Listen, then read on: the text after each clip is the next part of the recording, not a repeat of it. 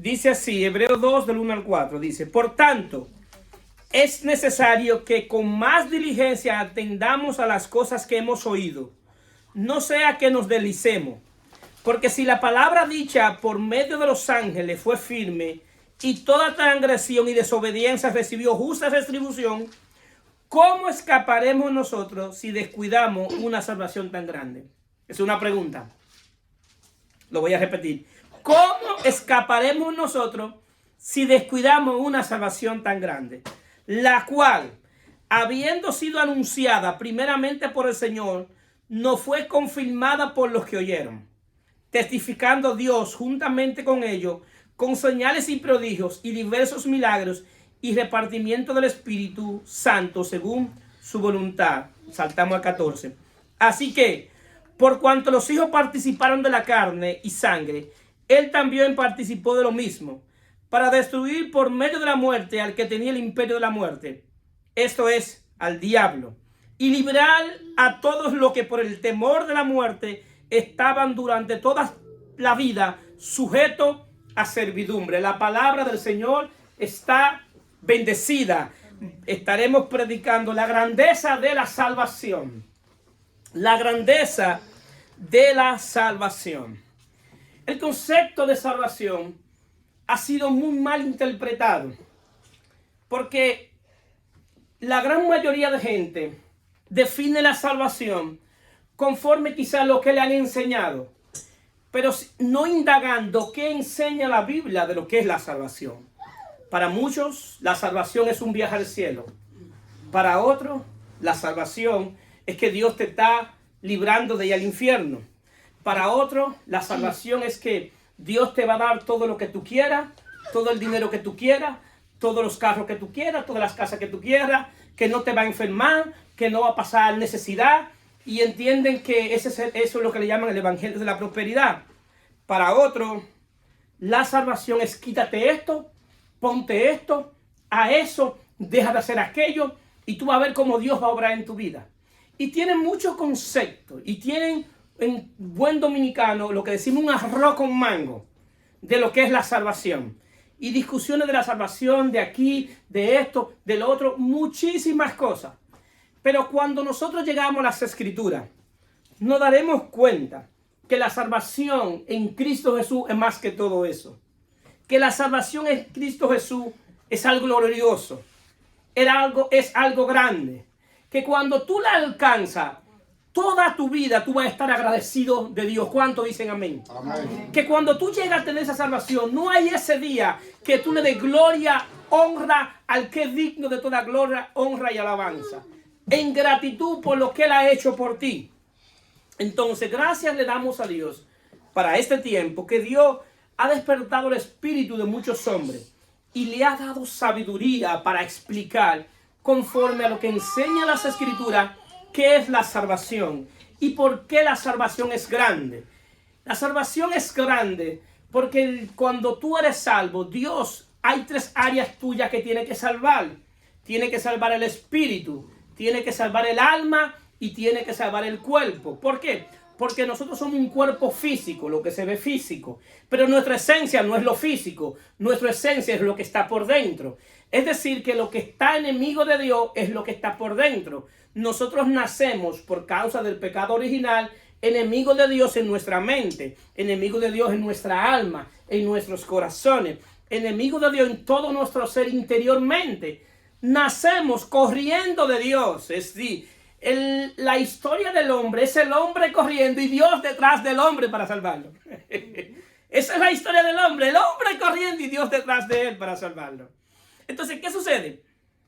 Pero el centro de la salvación de Dios es Jesucristo. Es el centro de la salvación, queridos hermanos. La salvación no es un lugar. La salvación es una persona llamada Jesucristo. ¿Cuántos dicen amén? Amén. Jesucristo es la salvación. Y eso fue lo que vio Simeón. Simeón fue un hombre que se le dio una palabra, una promesa, que él no iba a ver muerte hasta que no viera al Salvador. Y cuando llevan a Jesús el día de la presentación en el templo, el Simeón se levanta y toma al niño en sus brazos y dice: ahora, Señor, despide a tu siervo en paz, conforme a tu palabra, porque ha visto mis ojos tu salvación. Simeón, para Simeón la salvación era algo que él tenía en mano. Era alguien que él estaba cargando. Para Simeón la salvación era una persona llamada Jesús. La salvación era Dios mismo en los brazos de Simeón. Esa era la salvación. Entonces Simeón no estaba pensando ni a un lugar. Simeón estaba pensando abrazar a una persona, a Jesucristo. Bendito sea su nombre. Esa es la salvación. Entonces, ¿qué sucede? Cuando el centro de la salvación no es el hombre y sus necesidades. Por eso es que el evangelio que centra al hombre como el centro de la salvación, y el centro de lo que hablamos de la salvación del hombre y sus necesidades, o el evangelio del hombre y sus necesidades, es el evangelio donde anuncia todo lo que Dios va a hacer para el hombre, donde anuncia todo lo que Dios va a hacer supliendo las necesidades del hombre. Y el hombre centra sus necesidades en servirle a Dios en sus necesidades. Y por eso cuando el hombre entiende que esa es la salvación, entonces todas sus peticiones son basadas en necesidades que él tiene. Son cosas que él está pidiendo a Dios y hace una lista de cosas que él necesita. Y centra su relación con Dios en él mismo. ¿Cuál es el problema de este evangelio? Que cuando tú centras el evangelio o la salvación en ti mismo, te olvidas de alguien que está al lado, que necesita algo que tú tienes. Porque estamos tan centrados en nosotros que no vemos alrededor que hay gente con necesidad de lo que ya nosotros tenemos. Que muchas veces tenemos más de lo que necesitamos y todavía seguimos pidiendo. Y al lado de nosotros, vecinos de nosotros, compañeros de nosotros, necesitan que sea una palabra que ya tú tienes. Pero no se la da porque tu mente está pensando en lo que tú necesitas y no viendo en lo que otro necesita que tú tienes. Porque tu relación está tan centrada en ti mismo con Dios que no te das cuenta que Dios te salvó. Porque eras parte de un propósito eterno. Por eso Pablo dice que el propósito eterno y el mensaje del evangelio era que Dios se había propuesto en sí mismo por el puro afecto de su voluntad de reunir todas las cosas en Cristo. Efesios 1:10. Dios se propuso antes de que el hombre existiera todo el ser del hombre reunirlo en Cristo, su espíritu, su mente y su corazón estuvieran reunidos en Cristo. Es decir, que Cristo viviera en su espíritu, que Cristo viviera en su corazón, que Cristo viviera en su alma y que Cristo también viviera en su cuerpo. ¿Por qué? Porque de la única manera que tú puedes servirle a Dios y todo tu ser está rendido al servicio de Él. Amén. Tu cuerpo no puede servirle a Dios si tu mente no está en Dios. Tu alma no puede servirle a Dios si tu alma no es inundada de la vida de Dios. Tu ser no puede servirle a Dios si tu espíritu, Dios no habita en tu espíritu. Porque para que el hombre pueda servirle a Dios, tiene que ser con todo su ser. Dios no acepta 1% de tu vida. No es que tú le vas a dar a Dios el 80% de tu vida. No funciona. Ok, vamos a darte el 90%. No funciona.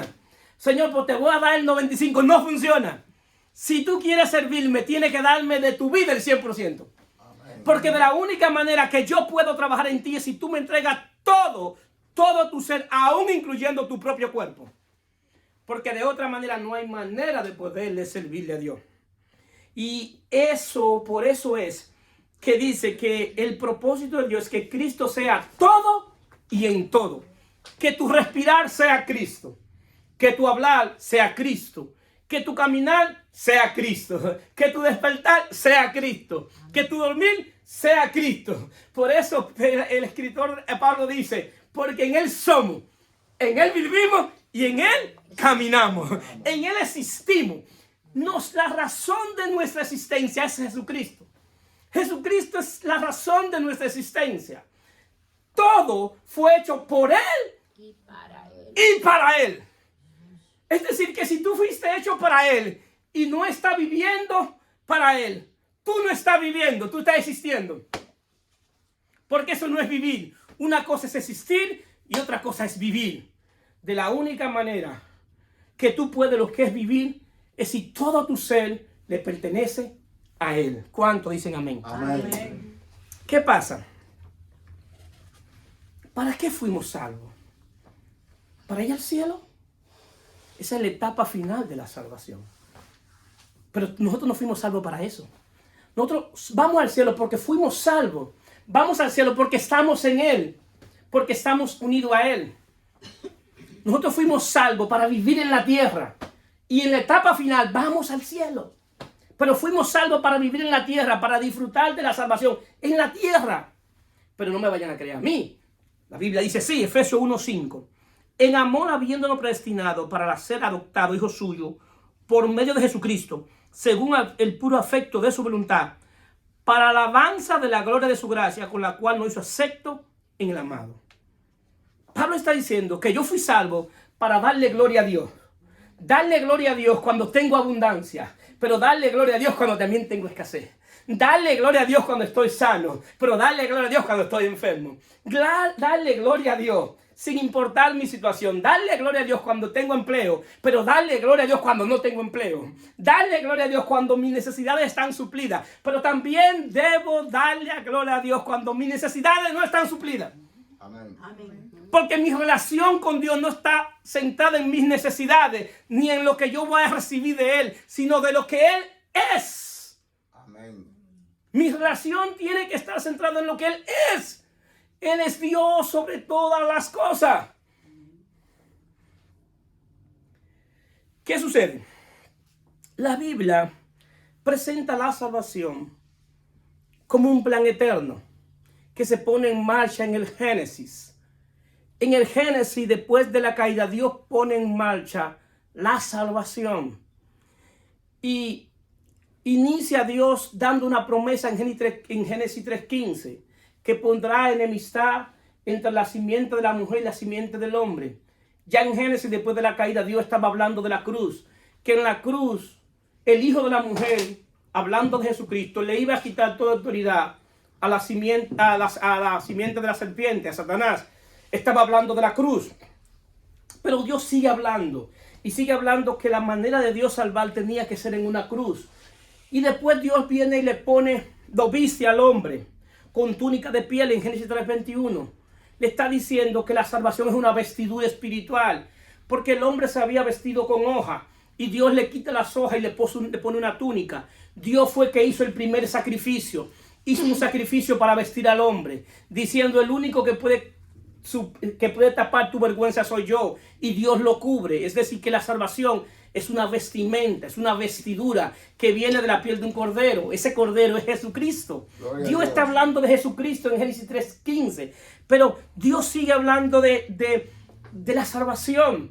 Y vienen dos hombres y le traen cada uno un sacrificio, y Dios acepta el de Abel y rechaza el de Caín. ¿Por qué acepta el de Abel? Porque el de Abel tenía sangre. Dios está diciendo, el hombre se va a acercar a mí por medio de un sacrificio que tuviera sangre. ¿Por qué? Porque sin sangre no hay remisión de pecado. Yo, para perdonarte y para salvarte, primero tengo que perdonarte. Yo no te puedo salvar si no te perdono. Yo te voy a perdonar, pero va a ser una cruz. Y después que te perdone en una cruz, te voy a poner una vestimenta, una vestidura completa. Y Dios sigue hablando de lo que es la salvación, a manera de tipo, sombra y figura de lo que iba a ser en Jesucristo.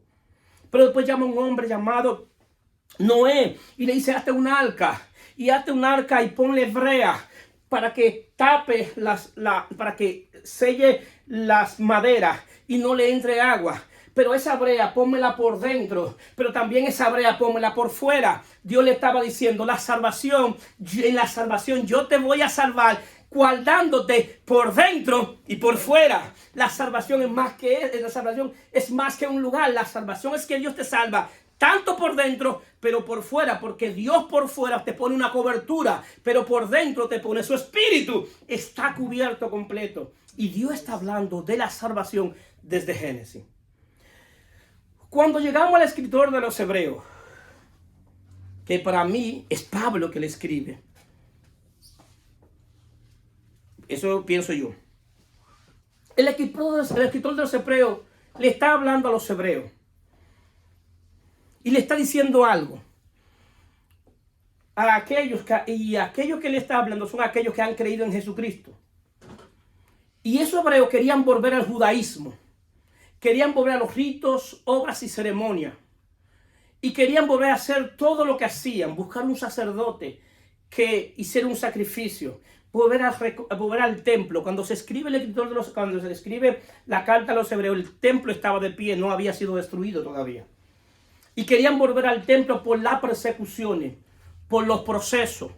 Porque en ese tiempo decir que yo soy cristiano, que yo soy de Cristo, era decirle, mátenme. Porque estaba la persecución de los emperadores romanos.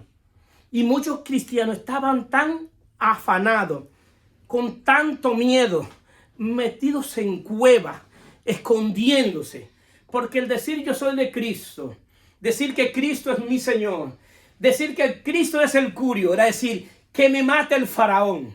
Porque cuando alguien decía que era de Cristo, que Cristo era el Señor, estaba diciendo yo dependo de Cristo. Estaba diciendo yo no dependo del faraón, yo dependo de Cristo. Y eso hacía que, de Nerón, eso hacía que ellos, que persiguiera a los cristianos para matarlos. Y muchos cristianos vieron en el proceso que ellos entendían que era mejor seguir en el mundo que servirle a Cristo. Porque cuando ellos cuando estaban en el mundo que no le servían a Cristo, no tenían persecución, no tenían peligro. Entonces decía, pero es mejor entonces servir al mundo y no servirle a Cristo. Porque cuando yo le sirvo a Cristo me persiguen. Tengo proceso, tengo crisis. Y el escritor de los Hebreos le ha dicho, ustedes no han entendido la salvación. Ustedes no han entendido qué es la salvación. Y si como ustedes no han entendido qué es la salvación, le puede pasar lo mismo que le pasó al pueblo de Israel, que no entendieron qué era la salvación. Y por eso él le hace una advertencia y le dice que miren con diligencia, que analicen, que razonen, que miren hacia atrás, que miren con diligencia todo lo que se había hecho. No vaya a ser que se deslicen. Deslizarse es cuando alguien va caminando y se resbala, cambia de una posición a otra. Entonces tengan cuidado, atiendan lo que ustedes oyeron. Porque si ustedes lo que oyeron no lo examinan y no lo entienden, van a tener consecuencias. Y van a tener la misma consecuencia del pueblo de Israel. Y le puede pasar lo mismo que a ellos le pasó. Porque como ustedes no han entendido qué es la salvación, y ellos no entendieron qué es la salvación que ya se le explicó, y ustedes no la entendieron, van a tener consecuencias. Por eso, muchos de nosotros hemos venido al Evangelio, hemos escuchado la palabra, pero no hemos entendido qué es la salvación. Y entran en procesos y se deprimen y se fatigan. Y llega un momento que no quieren servirle a Dios. Pero, ¿por qué no quieren servirle a Dios? Porque no han entendido. Porque entienden que ser salvo es que Dios te va a salvar de los procesos. Es más, sin proceso no hay salvación. Amén. Sin proceso no hay salvación. Es decir, Dios no te puede librar de lo que Él va a utilizar para salvarte. Los procesos es lo que hacen que tú te acerques a Dios. Los procesos no son para destruirte. Los procesos son para que te acerques a Él. Porque en el proceso es que tú conoces verdaderamente quién es Dios, al Dios que tú le sirves. ¿Cuántos dicen amén? Amén. Y él le dice lo siguiente. Miren qué es lo que sucede. Que el pueblo de Israel estaba cautivo en Egipto. Y Dios tiene que llamar a un hombre llamado Moisés, que es tipo, sombra y figura de Cristo como mediador. Por eso el escritor de los Hebreos dice que Jesús es mejor mediador que Moisés. Porque Moisés era un mediador entre el pueblo de Israel y Dios. Entonces era un mediador. Hoy Cristo es un mediador entre Dios y los hombres. Entonces él está diciendo, Dios llama a Moisés para que haga algo con este pueblo. Para que libere a este pueblo. Que lo lleve de Egipto, lo lleve a Canaán. Pero para llevarlo de Egipto a Canaán hay un trayecto que se llama desierto. Hay un desierto. Ese desierto, Dios quería que lo pasaran por ese desierto. Y había un camino más corto que Dios podía llevarlo bordeando el mar. Pero Dios dijo, no me lo lleve por ahí. Llévamelo por el desierto, porque si tú me lo llevas bordeando el mar, ellos no me van a conocer. Ellos tienen que conocerme. ¿Dónde? En el desierto. Y Dios dice, trázamelo por el desierto. Entonces Dios hace algo y le dice, antes de salir, mira lo que tú vas a hacer. Diles que busquen un cordero y que hagan un sacrificio en esa noche, un día antes de salir. Y que ese cordero se lo coman. que se coman ese cordero, que por el ángel de la muerte va a pasar por ahí. Y donde quiera que esté la sangre del cordero, la muerte va a pasar de largo. No se va a poder parar cuando vea la sangre del cordero, porque la sangre del cordero es más fuerte que el poder de la muerte. Ese cuando la muerte vea la sangre, dice, no, yo no puedo entrar ahí. Yo tengo que seguir de largo y buscar donde la sangre no esté. Y la sangre no estaba en las casas de los egipcios. Y cada vez de los egipcios. La sangre estaba en la casa de no estaba en la casa de los egipcios. Entonces cada vez que veía la muerte, que no estaba la sangre, entraba a esa casa. Y al entrar a esa casa cogía el primogénito de cada uno de ellos. ¿Qué pasa? ¿Qué Dios estaba diciendo ahí? Dios estaba librándolo del juicio, del poder de la muerte. Y estaba librando al pueblo del poder de la muerte. Entonces, Dios lo libró. Porque antes de Dios salvarte, primero tiene que librarte. Tiene que librarte del poder de la muerte. Tiene que librar tu espíritu. Tiene que librar el espíritu del hombre. Entonces, ¿qué sucede? Egipto simboliza el mundo. ¿Qué es el mundo? El mundo es un sistema de pensamiento no piadoso que no tiene en cuenta a Dios. El mundo tiene un capitán, tiene un gobierno que es Satanás.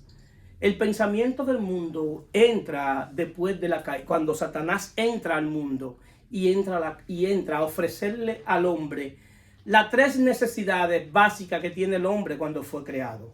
El hombre tiene necesidad de alimentación, de seguridad y de placer. Y el mundo te quiere ofrecer todo eso, pero sin Dios. Te puede decir, aliméntate, pero sin Dios. Ten seguridad, pero sin Dios. Ten placer, pero sin Dios. Y el hombre fue diseñado para que Dios sea su alimento, Dios sea su seguridad y Dios sea su placer. Ese es el diseño del hombre. Que Dios sea todo en él. Entonces, ¿qué sucede? Dios lo está sacando de Egipto. Pero antes de sacarlo, cuando lo comen el cordero, lo saca de Egipto, libera su espíritu. ¿Qué sucede? Luego viene y lo va a pasar por el mar Rojo para que haya un bautismo. Quien puede ver esto es Pablo. Y le está diciendo a ellos en 1 Corintios 10:1:1, porque Pablo hace una relación entre Egipto y el bautismo. Y es una relación y le dice, el bautismo que ustedes recibieron en Cristo, antes de ustedes recibir el bautismo en Cristo, los israelitas ya recibieron ese bautismo. Y fue el bautismo cuando Dios los sacó de Egipto. Y por eso le dice en 1 Corintios 10:1, porque no quiero, hermano, que ignoren que nuestros padres todos estuvieron bajo la nube y todos pasaron el mar y todos en Moisés fueron bautizados en la nube y en el mar. Está diciendo, ellos fueron bautizados cuando ellos primero fueron libres en su espíritu y luego fueron bautizados. Y sigue diciendo, y todos comieron del mismo alimento espiritual y todos bebieron la misma bebida espiritual, porque bebían de la roca espiritual que los seguía, y la roca era Cristo. Él está diciendo, todo lo que ellos vieron era Cristo, pero no entendieron quién era. Y dice, pero de los demás de ellos no se agradó, porque lo cual quedaron postrados en el desierto. ¿Por qué? ¿Por qué quedaron postrados en el desierto? Porque no vieron a Cristo a través de la roca. No vieron a Cristo a través de la nube. No vieron a Cristo a través de Dios abriéndole el mar Rojo. No vieron a Cristo. Y al no ver a Cristo, aún Cristo estuvo en un cuerpo físico y no lo conocieron ni lo entendieron. Y eso mismo pasa con muchos cristianos, que aún creyendo en Cristo no le han conocido y no le han entendido. Entonces él dice que van a tener su justa retribución por haberse desviado. Ahora bien, ya ellos están bautizados en el Espíritu. Ya Dios bautizó al pueblo. ¿Para dónde lo entra ahora? Al desierto. Al desierto. Nadie quiere que lo entren al desierto. Así como Egipto simboliza el mundo, Canaán simboliza la nueva vida en Cristo, el desierto simboliza el proceso del alma para ser salva. El desierto simboliza que es el lugar donde tú verdaderamente conoces a Dios. Ellos no podían conocer a Dios en Egipto porque eran esclavos. Y un esclavo no puede elegir a quién servir. Un esclavo no entiende. Un esclavo tiene que decirle a esto y lo hace. Muévete aquí y se mueve. Un esclavo no tiene libertad. Y para servirle a Dios hay que ser libre. Por eso es que donde está el Espíritu de Dios, allí hay libertad. ¿Para qué? Para que le pueda conocer. Entonces Dios primero tenía que libertarlo del Espíritu. ¿Para qué? Para que entrara en el proceso de la salvación del alma. Porque lo que necesita salvación no es mi espíritu. Lo que necesita salvación, ¿qué? Mi alma. Porque mi alma es la que está perdida, muerta en delito y pecado. Mi alma es la que vive para sí. Mi alma tiene un gran problema. Que mi alma vive para yo, para mis deseos, mi deleite, para hacer mi voluntad. Por eso mi alma se ofenden cuando no hacen lo que yo quiero. Porque yo quiero que hagan mi voluntad. Yo quiero que todo el mundo gire en torno a mí, porque ese es el deseo natural del alma. Yo quiero que toda la atención esté sobre mí. ¿Por qué? Porque ese es el deseo natural del alma. El alma quiere que todo gire en torno a sí mismo.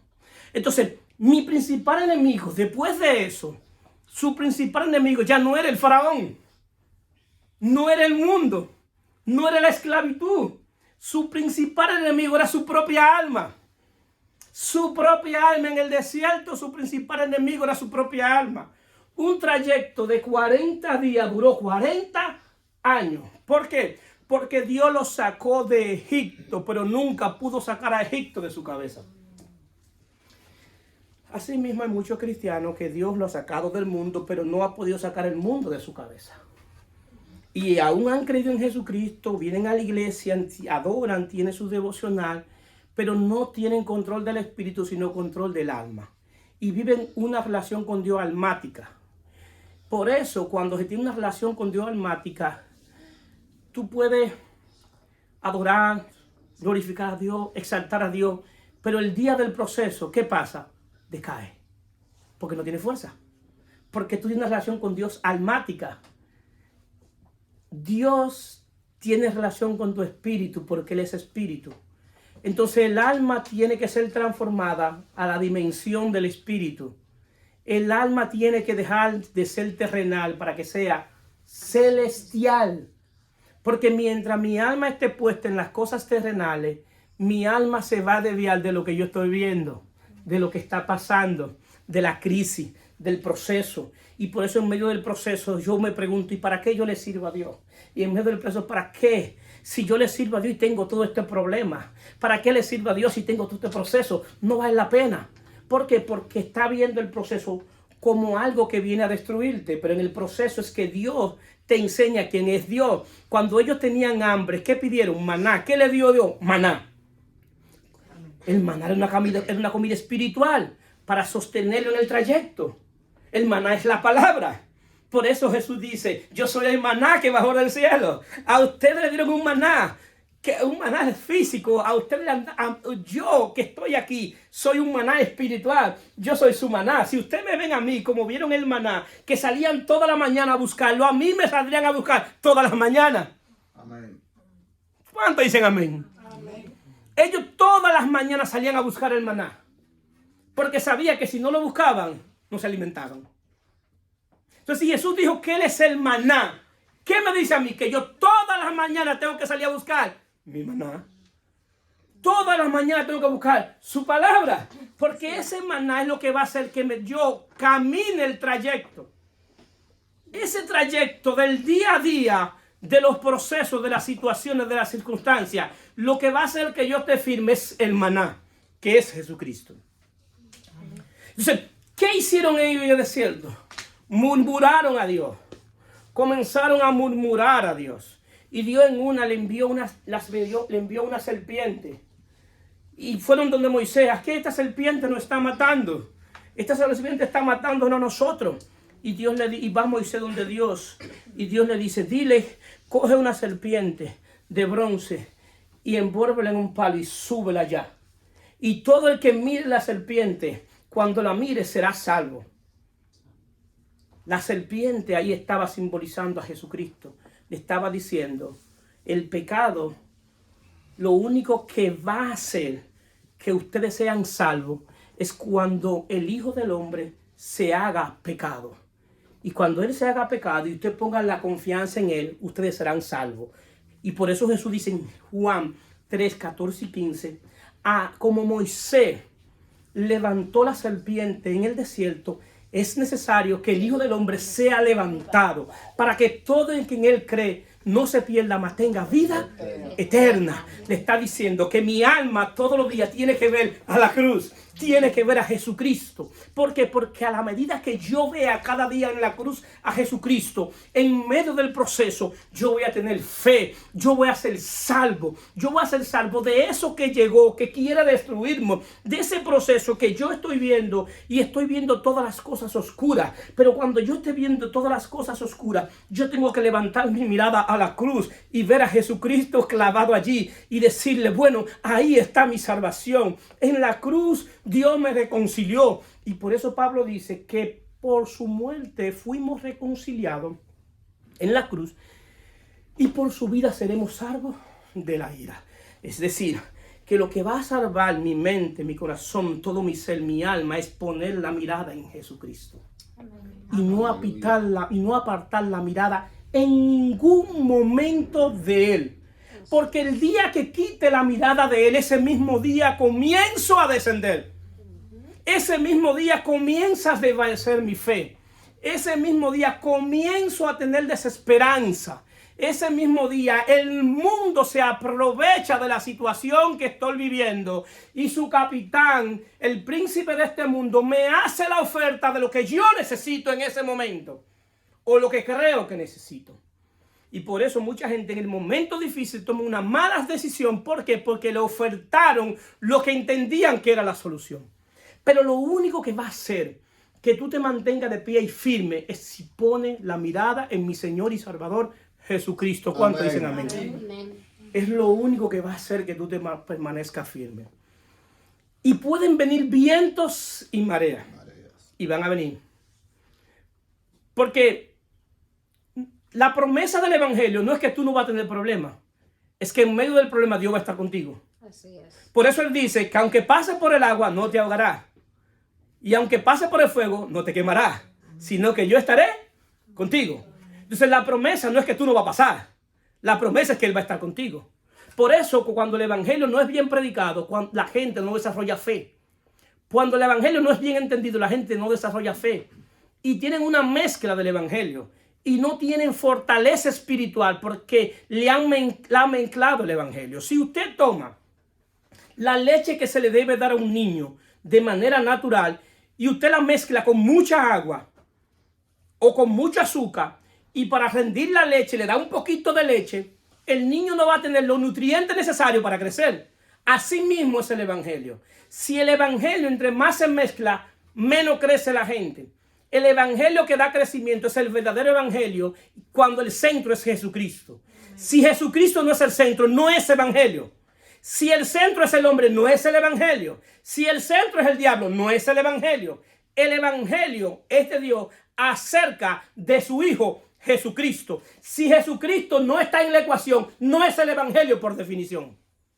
Lo siento, pero no es el Evangelio. Es cualquier disparate, pero no es el Evangelio. Porque para que sea el Evangelio, el centro tiene que ser Jesucristo mismo. Entonces, ¿qué sucede? Ellos no entendieron que todo lo que se le había enseñado, que todo lo que ellos habían visto era tipo, sombra y figura de Jesucristo. La roca era figura de Cristo. El maná era figura de Cristo. El agua era figura de Cristo. Dios le dijo a Moisés, habla de la roca para que te dé agua. Habla de la roca que te dé agua. Esa roca era Cristo. Dios le estaba diciendo a Moisés, háblale a Cristo que te va a dar agua. Por eso Jesús le dice a la mujer samaritana, si tú supieras quién te está hablando, tú le pidieras agua de beber a Él.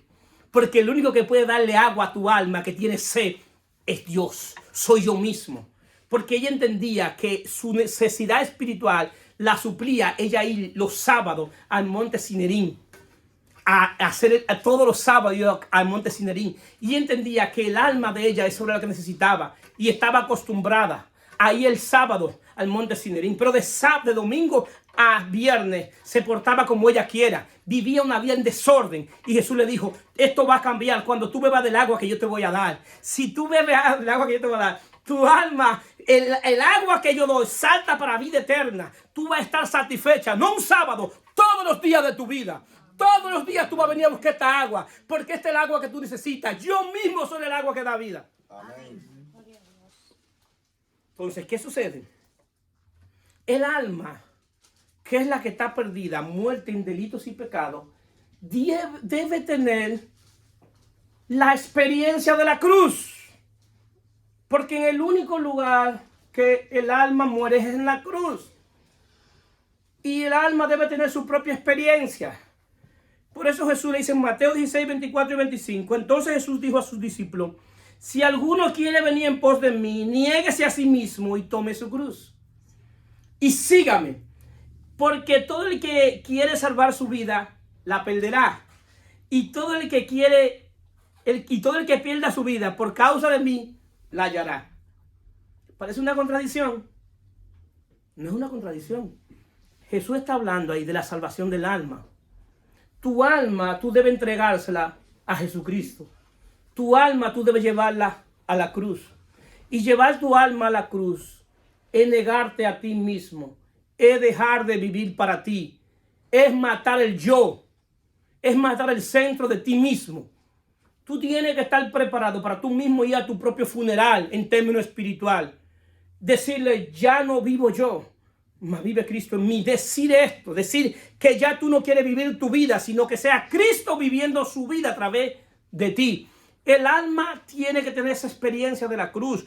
Entonces, ¿qué sucede? Cuando tú te niegas a vivir para ti, ahí es que viene entonces el señorío de Cristo, que Cristo es tu Señor, que señorea tu alma. Entonces la vida que ya está en el Espíritu comienza a inundar tu alma. ¿Por qué? Porque el alma es el área que Dios te ha dado para que tú administres. De ahí viene lo que se llama el libre albedrío. Pero Dios es un caballero, aunque la Biblia no lo dice, pero Dios es un caballero. Dios no te va a arrancar la puerta para entrar. Él dice, yo toco la puerta. ¿Y quién abre? ¿Él la abre o tú? Tú la abres. ¿Para qué? Para que le entre. Pero Él la toca. Y Dios está tocando nuestra alma todos los días. Diciendo, ábreme tu alma. Pero es que yo no quiero abrir mi alma porque yo quiero vivir mi yo. Pero ábreme tu alma porque el día que tú abras, cuando abra esta puerta y yo entre a tu alma, todo lo que tú tienes dentro del alma yo lo voy a sacar. Porque lo que está dentro del alma tú no lo puedes sacar. De la única manera que puede salir lo que esté en el alma es si yo entro y yo lo saco. Porque tú no tienes poder para sacar lo que está en el alma. La falta del perdón, la raíz de amargura, la mala experiencia del pasado, los engaños, la traición, la mentira, todo lo que te han hecho está en un depósito en tu alma, porque tu alma es un depósito. Entonces Dios quiere que tú le abras su alma para que Él entrar por medio de su espíritu y comenzar a sacar todo aquello que esté en desorden. ¿Cuántos dicen amén? Amén.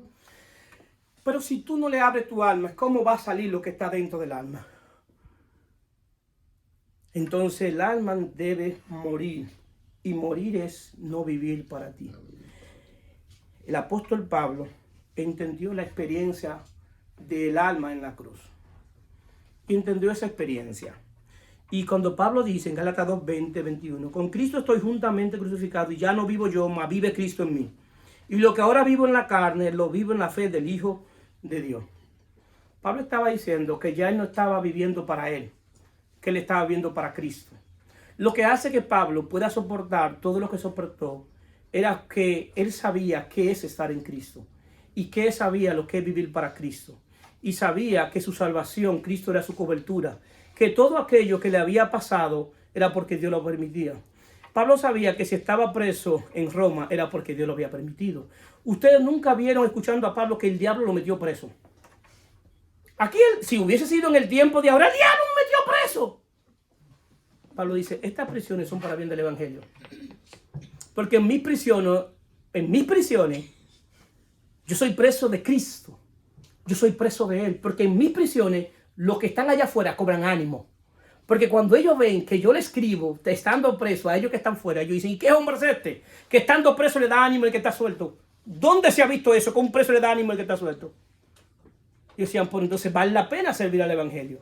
Y dicen, pero el Evangelio no es que yo voy a estar suelto toda mi vida. El Evangelio que si es que si Dios me tiene que meter en una prisión para que yo entienda, me va a meter en una prisión. Y entendían que era el Evangelio.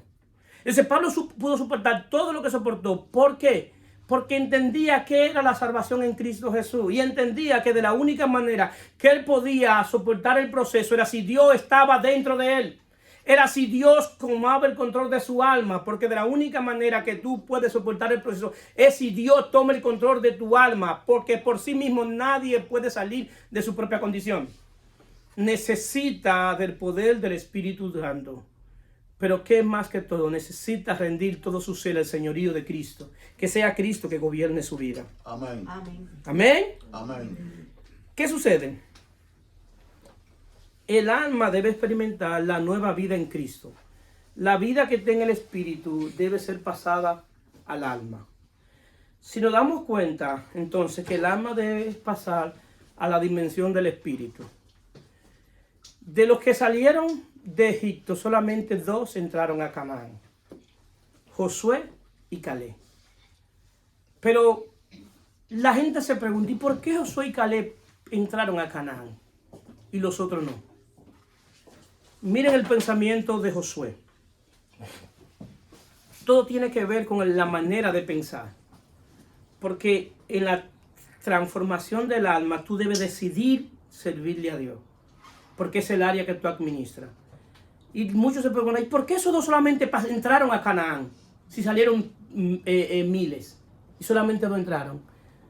Le voy a dar 2 fragmentos para que ustedes vean la manera de pensar de estas 2 personas. Josué, miren lo que dice Josué. Y si mal os parece servir a Jehová, escoged hoy a quién sirvar.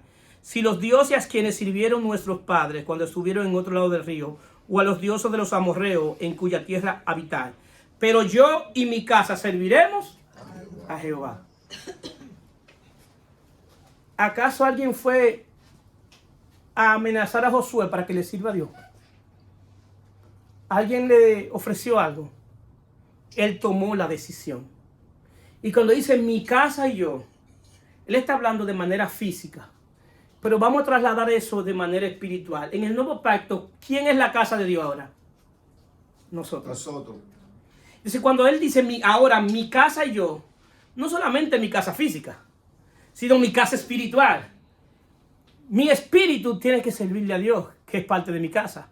Mi mente, mi corazón, mi alma, todo mi ser, yo debo decidir servirle a Dios con todo mi ser, con toda mi casa, con todo lo que tiene mi casa y aún con todo mi cuerpo.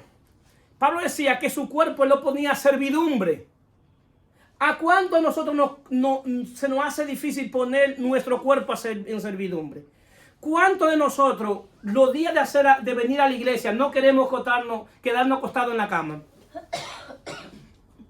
Pero yo mi cuerpo lo pongo en servidumbre. Le digo, no, tu lugar no es la cama hoy, tu lugar es la iglesia. Levántate cuerpo y vámonos para la iglesia. Porque yo no soy controlado por mi cuerpo. Yo soy controlado por mi espíritu. Amén. Por el Espíritu de Dios. Entonces yo tengo que permitir que el Espíritu de Dios controle mi cuerpo. Porque si es posible, el día que está muy frío, yo me quiero quedar en mi casa viendo Netflix. ¿Quién no? Y que me hagan un buen desayuno. ¿A quién no? Pero yo debo poner mi cuerpo en servidumbre. Y de la manera que mi cuerpo es salvo cuando yo lo pongo en servidumbre. Porque si no, todos los días mi cuerpo me va a dominar. Desde que se arma una crisis me quiero quedar. No, ese es el día que yo debo ir. Porque ese es el día que yo necesito más de la palabra de Dios. Ese día es que yo necesito meterme en la alabanza, en la adoración, la exaltación a Dios. Porque ese día es que Dios va a hacer algo en mi casa espiritual y en mi casa física. Porque todo lo que sucede en mi casa va a depender de lo que esté en mi espíritu. Si en mi espíritu lo que hay es desorden, en mi casa va a haber desorden. Si en mi alma lo que hay es desorden, en mi casa va a haber desorden. Si mi casa física para que cambie, primero Dios tiene que cambiar mi casa espiritual. Si mi casa espiritual no es cambiada por Dios, mi casa física será un desorden. Porque tú vas a llevar a tu casa lo que tú tienes en tu espíritu.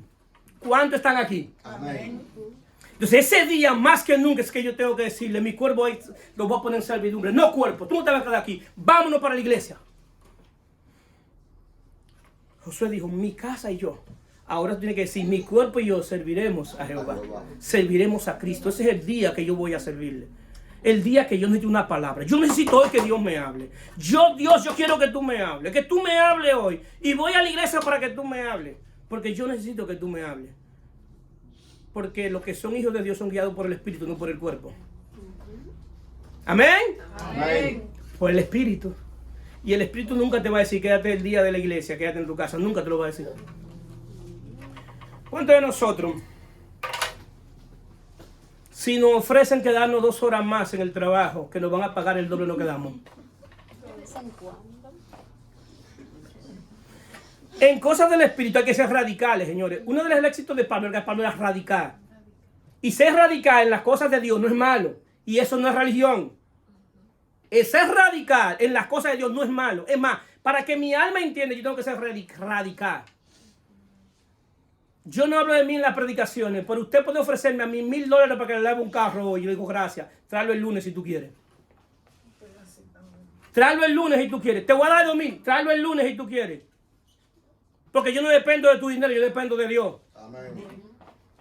Y yo tengo un compromiso con Dios, no con los hombres, con Dios. Entonces, si el diablo viene a ofrecerme más dinero para que yo, en vez de servirle a Dios, le sirva a dar dinero, entonces ahí mi alma se está desviando. Porque ahí yo identifico quién es mi Dios, si es el dinero o Dios mismo. Y la palabra enseña, buscad el reino de Dios y las demás cosas serán añadidas. Y la gran mayoría de nosotros estamos buscando la añadidura y no buscando a Dios. Estamos buscando la mano de Dios sin buscar su rostro. Si tú buscas el rostro de Dios, Dios va a extender su mano. Te lo aseguro porque te lo aseguro. Por eso el evangelio debe ser bien predicado. Busca el rostro de Dios y tú vas a ver cómo tu vida va a cambiar. La gran mayoría de gente hizo voto este año. Y dijo todo lo que iba a pasar este año, que su vida va a cambiar este año. Y hizo la combinación numérica de los números. Eso es cabalismo, eso es brujería. Porque tu vida no depende de la combinación de unos números. Tu vida depende de tu relación con Dios. A mejor relación con Dios, más tu vida va a cambiar. Arrepentidos y convertidos para que sean perdonados todos nuestros pecados y vengan de la presencia de Dios. Tiempo de refrigerio. Lo que va a cambiar tu vida es la presencia de Dios en tu vida. ¿Cuántos dicen amén? Amén. Y es el arrepentimiento, y es la conversión. El arrepentimiento es cambiar tu manera de pensar. Y la conversión es que yo voy en un lado opuesto a Dios y me viro y comienzo a caminar hacia Dios. Eso es conversión. Y eso es lo que va a cambiar tu vida y tu casa. El arrepentimiento y la conversión. Entonces, miren el pensamiento de Caleb.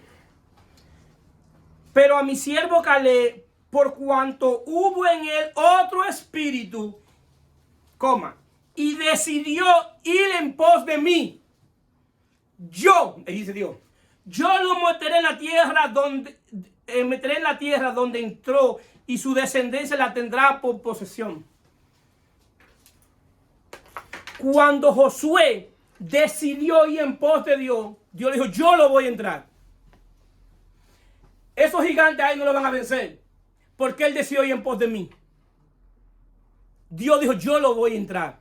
Y no solamente a él lo voy a entrar, a su descendencia. A su descendencia. A esa promesa para ti este año. A esa promesa. Y en pos de Dios.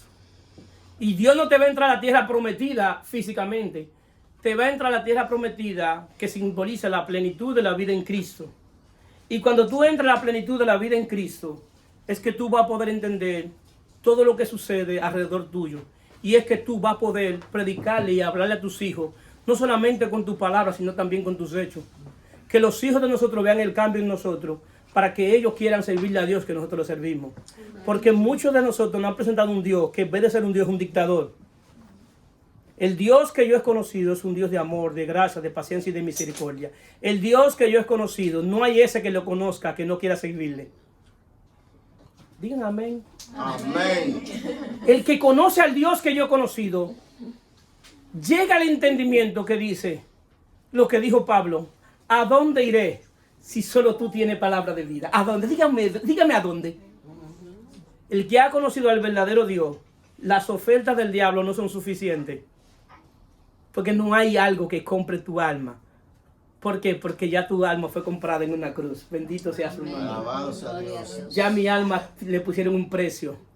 Y fue Dios que se lo puso. Y fue la sangre de su Hijo. El poder no estaba en la sangre, sino de quién era la sangre. ¿De quién era la sangre? La sangre preciosa del único Hijo amado de Dios. Tú y yo no somos cualquier cosa. Mi alma tiene precio de sangre y es la sangre de Cristo. Amén. Pon este año, más que cualquier petición, ir en pos de conocer al Dios que tú le sirves. Amén. Para que pueda entrar a la posesión de la tierra prometida, que es la plenitud de la nueva vida en Cristo. Para que vea una vida plena. Para que pueda decir lo que decía Pablo, que él estaba completo y que él estaba bien si tenía y no tenía. Tenía necesidad, estaba bien. Pero si estaba suplido, también estaba bien. Que de todo había aprendido. Así a vivir en necesidad, como a tener escasez, como tener abundancia. Y que todo lo podía en Cristo. Pero todo lo podía en Cristo porque él aprendió a vivir los momentos difíciles. Aprendió a vivir los momentos difíciles, pero también aprendió a vivir los momentos de gloria. Eso es el Evangelio. Que en los momentos de gloria tú estás allá alto, alto y alto. Pero en los momentos difíciles también tú estás en alto, en alto, en alto. Porque los momentos difíciles no te van a tirar por el piso. Es todo lo contrario si tú estás en Cristo. Los momentos difíciles, la gracia de Dios te va a decir: bástate con mi gracia, porque mi gracia se perfecciona en medio de tu debilidad. Y ahí tú vas a ver el Dios que tú le sirves. La palabra del Señor le carga dentro de su corazón. Amén. Y ustedes puedan entenderlo y apreciar este maravilloso evangelio de la gracia de Dios en la persona de Jesucristo. Pónganse de pie. Aleluya.